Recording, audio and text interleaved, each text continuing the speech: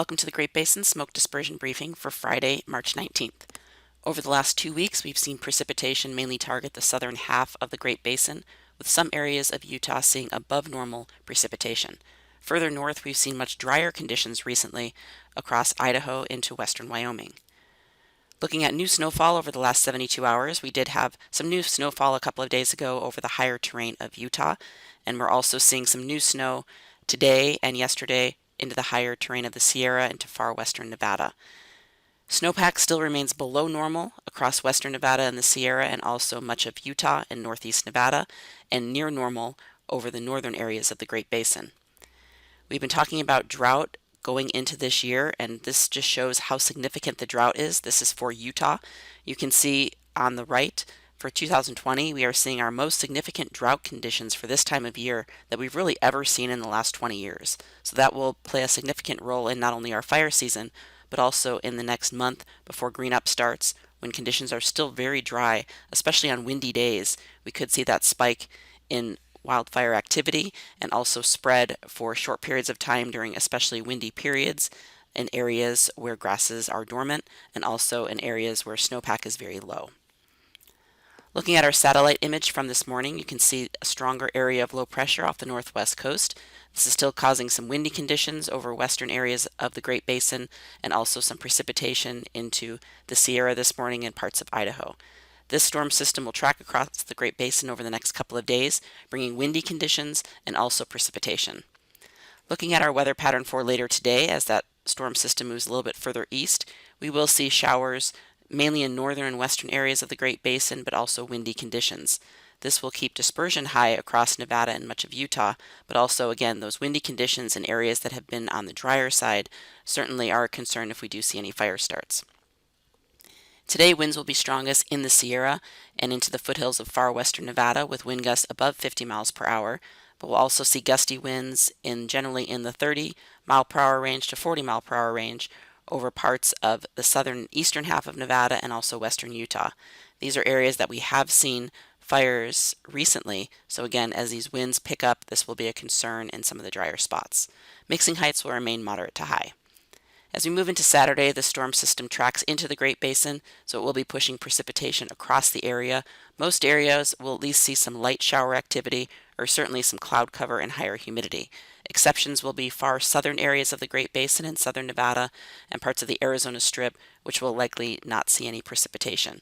We'll see stronger winds on Saturday move across the Great Basin, so again, ventilation indices will remain high. On Saturday, the strongest winds will be over southern and eastern areas of the Great Basin, where wind gusts could exceed 45 or even 50 miles per hour. So again, these areas where we're seeing significant drought and any area that we've seen drier conditions recently, that will be at risk on Saturday if we do see any fire starts in these areas. On Sunday, the storm system moves into the eastern areas of the Great Basin, so most of the precipitation will be exiting the area, and also the gusty winds will start to move further east, but we will still see breezy winds behind the storm system over southern and eastern areas of the Great Basin.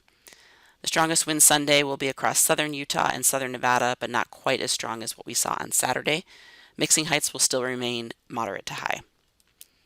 Looking at the forecast clearing index for the next few days, you can see with these stronger winds, obviously clearing indices will remain quite high across Utah. The only exceptions will be in some of the areas of lighter winds over northern areas of the state and then over parts of eastern Utah on Sunday. The forecast amount of precipitation over the next few days is shown here. You can see significant amounts of precipitation are expected for parts of Idaho, Wyoming, and even into eastern Nevada and western Utah. Some of the large exceptions will be, again, areas where we will see some of those stronger winds and where we will see our drought conditions continue, which is over eastern and southern Utah and southern Nevada. And you can see some good amounts of new snowfall over parts of the Sierra. As we go into the early part of next week, we will see another storm system, but right now we will see a building ridge of high pressure off the west coast. So many of these storm systems will be dropping down from the north and mainly impacting the eastern two-thirds of the Great Basin next week. So generally the Sierra and western Nevada will remain on the drier side. We will see breezy winds with these systems, so again another round of stronger winds as these systems move through, and that will be the main story for next week. So we will see good amounts of higher dispersion across much of the Great Basin on Monday, but precipitation will be tracking across parts of Idaho and Utah, possibly even eastern Nevada, and certainly Wyoming. On Tuesday, that system drops into eastern Utah, so we will continue to see some showers over eastern Utah, but also gusty winds across all areas of the Great Basin, and you can see that stronger ridge of high pressure dominating off the west coast.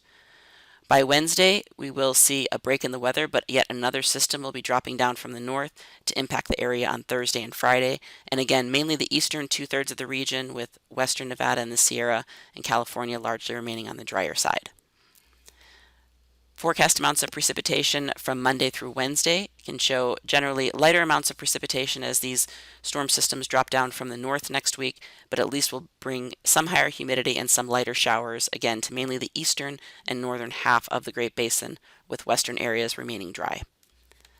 The 8 to 14-day outlook, taking us into the end of March and into the 1st of April, shows above normal temperatures and drier conditions for western areas of the Great Basin and cooler temperatures for eastern areas, again, as those systems will likely continue to drop out of the north with high pressure dominating off the west coast. That concludes our webcast for today. Check back on Monday for the latest updates.